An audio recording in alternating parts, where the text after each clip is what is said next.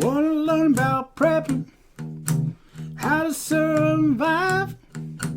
Listen what I say, you might get out alive. Well, I'm here. Tell me what you need to know. Well, thanks for tuning in. You're watching the Papa Prepper Show.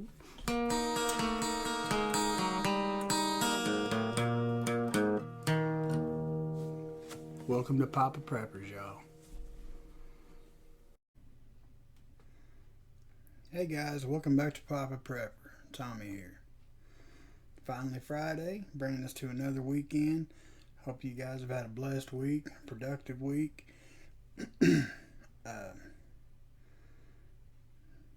Rain finally stopped about halfway through the day today, so still a chance tomorrow and Saturday, so we'll see how it goes. But like I said before, I'm not giving up.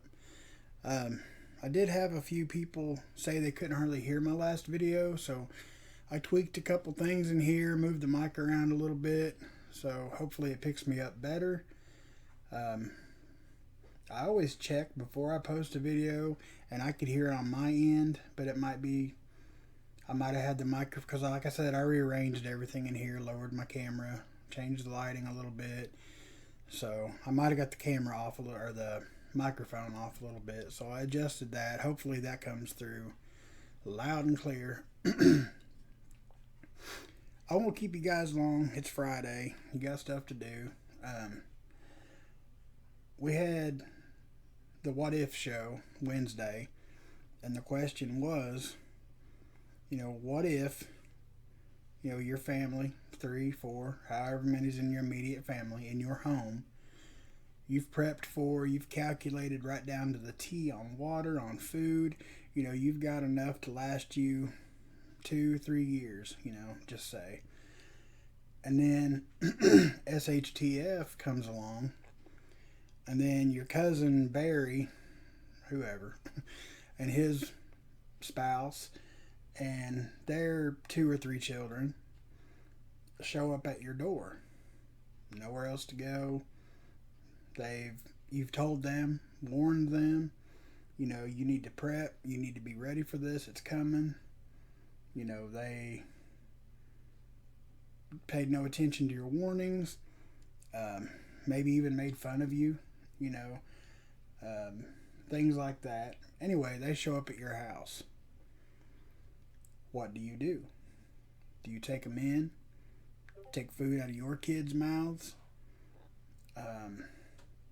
Which, basically would more than divide your preps in half.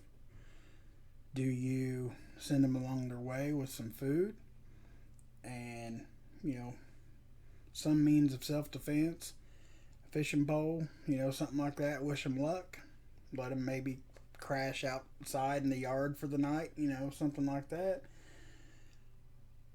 And I quickly realized, and I think most of you guys did too, is there's no right or wrong answer.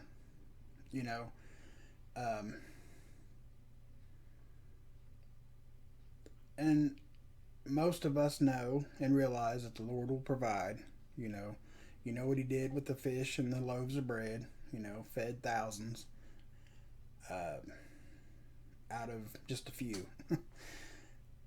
And do you take them in and keep your faith in the Lord that He will make a way for all of you? That's kind of where I was at with it, and a big part of me still is.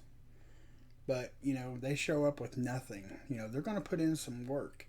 They're going to but there's several different scenarios to that question. And nobody's answer is going to be right, nobody's answer is going to be wrong. That's the fun of that show. I just like getting everybody else's perspectives. But there's a lot of good points that came up in that discussion of what your first initial instincts tell you to do could have some major repercussions, good or bad. Like, say you do just, give them a week's worth of food, couple days, whatever, um, and maybe a way to fish, and you just send them on their way, wish them luck. Well, that little bit of food runs out, and old dude ain't had no luck catching any fish. You know, they're going to be hungry again. They're going to come back. You know, but on the other hand, as a lot of folks pointed out, they showed up at your house because they know what you're sitting on. They know you're stocked. They know you got it stacked. They know you're well armed. They know they're safe. If you turn them away, this type of situation is going to turn people.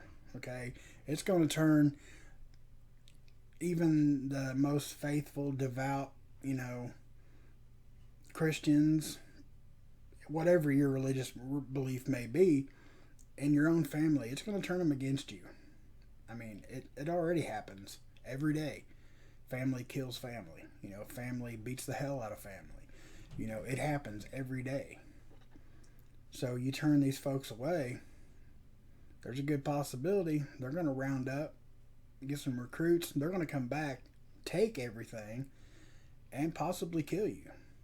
Or at least leave you wishing you were. Because then you have no food, no water. You best have some kind of backup plan. I mean, you always want a backup to your backup to your backup, and a lot of times that's going to seem impossible. But, say SHTF, okay, and people aren't necessarily trying to rob you, but say there's somebody just decides they're going to set your house on fire just because they think it's funny. All your preps up in smoke. You're left with nothing. So there's so many, not to mention just, not even the family members, or your friends that might know that you prep are going to come calling. Just marauders, they're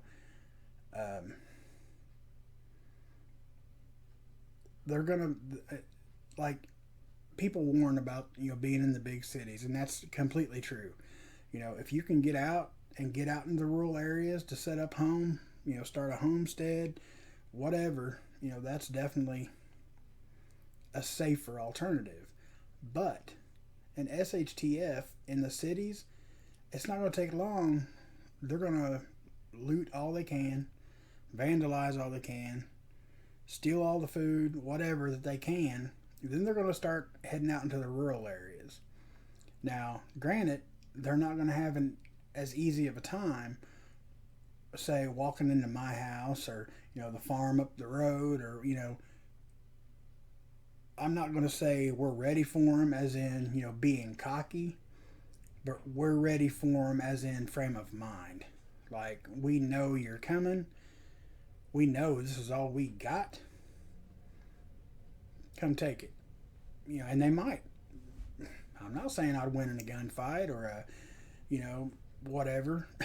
I'm not. But I'm not going to just, yes, don't hurt me. Come in, take all of our food and water. Just please leave us alone. No, that's not going to happen.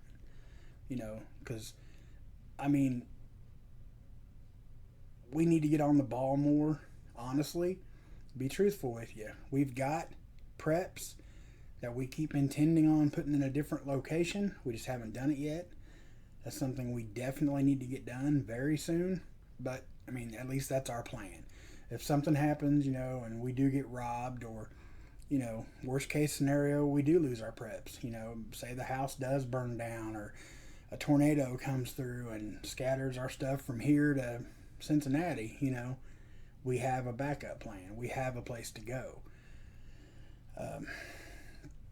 But every decision that you make in SHTF is going to have some kind of blowback. Every decision. From, anything, making sure that your water's in a location that it won't freeze, making sure that you did calculate correctly, and if you can't get to the grocery store, you do have enough flour and yeast and, whatever to make bread for 2 years, or, there's every little bit security, where there are some, which I'm going to be giving some away next week.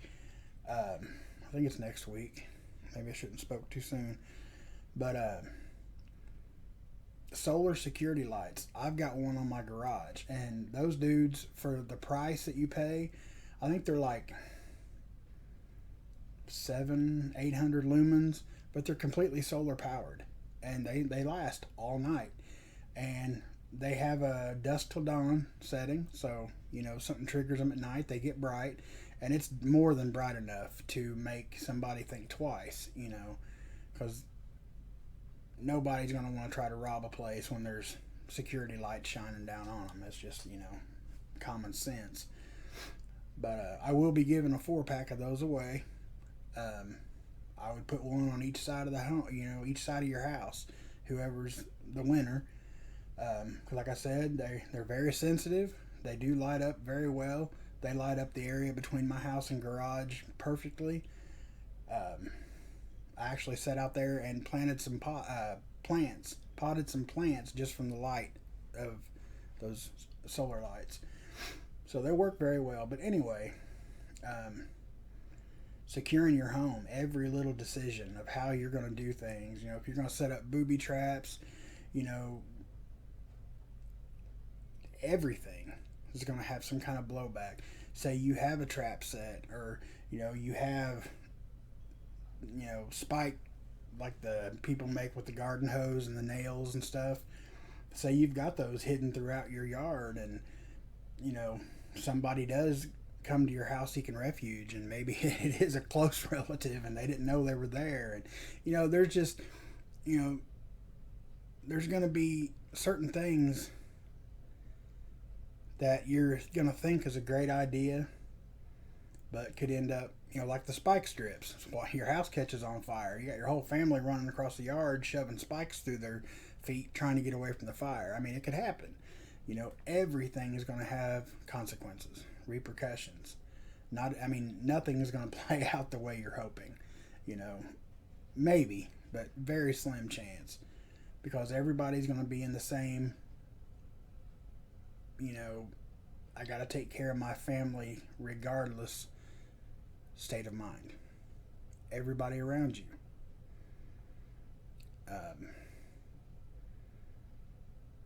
So I guess what I'm getting at is just make sure you got, backup plans, and you've went over it. You've a fine-tooth comb, went through it, and got out every little tangle, every little, everything as detailed as you can. So when this happens, you're ready. As ready as you're ever going to be. I don't think any of us are truly ever going to be ready for what's going to come. Not trying to scare nobody, but it's going to get bad. I'm right. Us folks out in the rural area, we're going to have a few days ahead of you guys. Or not you guys, the people in the city. We're definitely going to at least have that heads up, if you can, stack up. Just anytime you see somebody with a stack of lumber or something out by the road, just scrap lumber. Stop and ask if you can have it. Haul that stuff home, because when it goes down, anything you can put over your windows, anything is better than just big picture windows or whatever that you got. It completely makes you vulnerable. Make sure you got black plastic or a cardboard to black out your windows. Even if you can't cover them with wood, at least black them out. So at night, if you do have some kind of power, candles, they're not going to see that. They're not going to, definitely leave yourself a vantage point. You're going to be able to see what's going on around you. But, you don't want to be sitting in a neighborhood with no electricity and your house just glowing bright as Christmas Day. You don't want that. Make sure, at least for the first, if this hits the fan, at least the first 3 to 5 days, you don't have to go outside. Some of us, that's going to be hard because, I got chickens and stuff that's got to be fed and things like that. But the least you're outside, the better, until you know what's going on. and you figured out, okay, this isn't just, there wasn't a storm, this isn't just somebody hit a light pole and blew a transformer or something. Get on your weather radio, get on your emergency radio, find out what's going on first of all. If your power goes out, don't flip out and start boarding up your house. Make sure that something's actually went down. um, just because you see jets flying over in formation or something, don't start boarding up your house and throwing spike strips down. And make sure, just make sure that it's actually going down. um, I've seen a lot of folks, like, I mean, you obviously cannot even afford to do this now, but people have pre-cut plywood. All they gotta do is screw it up on the windows. They've got it cut, stacked in the corner of the garage, whatever. We don't have that. I do have a good amount of 2x4s to throw over the windows. I mean, that's not going to stop, from breaking the windows or chucking something through the windows, but they're not going to be able to come in through the windows. Um, just make sure that you've got some kind of security. If you plan on staying in your home, and just make sure that you've got a plan A, plan B, plan C, maybe even a plan D, because nothing's going to go the way we want it to at all. Like I said, the original question, you warned people, they didn't listen, they show up at your house begging, SHTF. Whatever your answer is to them, play every scenario you can think of out in your head, because it can happen. They could say, hey, we'll keep we'll carry the water, we'll feed the animals, we'll do this, we'll do that, just give us a decent meal a day, or you turn them away with nothing, you're going to piss them off, and they're going to come back, whether they're going to try to jump you while you're outside taking care of the animals, or they're not just going to leave you alone. And I'd said the other night, I'd give them, like, if it was somebody close enough to me, I'd possibly give them a firearm, like a 22, something like that, just to give them a little bit of protection and a way to kill some, small game, whatever. But then somebody made the comment, well, now you've possibly armed a starving family that's going to come back, and that's a very good point. I wouldn't have thought of that. I mean, I really... Would I give a stranger a pistol or a rifle? No, absolutely not. But a close family member, I would. But there is the chance they're going to do what they need to for their family too, just like you are. So just be real careful, friend, family. Family's going to break your trust a lot faster than your friends will, because they know they can get in easier. They think they can get in easier than anybody else. So just be careful. Like I said, make sure you analyze everything that you put into play before you put it into play. Just sit back and, now, before it actually hits the fan, think of what you're going to do. And, somebody else said, well, what if you don't want them to stay? Your spouse does. Now you've got, a three-way split that it's not going to help anything. So you want to make sure that everybody in the house is on the same page. Like I said, there's no right or wrong answers. It's everybody's own judgment. Some people are just stone cold, nope, carry on, Junior, you're not coming here. And some people are like, okay, a couple nights, then you got to go. And then we all know a couple nights is going to turn into a couple weeks. Then half your food's gone. And, just think everything out. It's not going to be anybody else's fault but your own, whatever the outcome is. So just make sure all your plans are very well thought out, guys. I will see you tomorrow morning for Super Saving Saturday with Mandy. Actually, I better not say that. I guess I better check with her first. Make sure there's nothing else on the agenda for Saturday morning. It has been busy around here, And if we are blessed with a nice, dry, sunny day, we might end up having a little too much to do. But if nothing else, I will definitely be here Saturday evening, 7 p.m. from the Bears Den. Until then, guys, be safe. Make wise choices. Think about your choices. Every one of them. Every one of them. God bless y'all.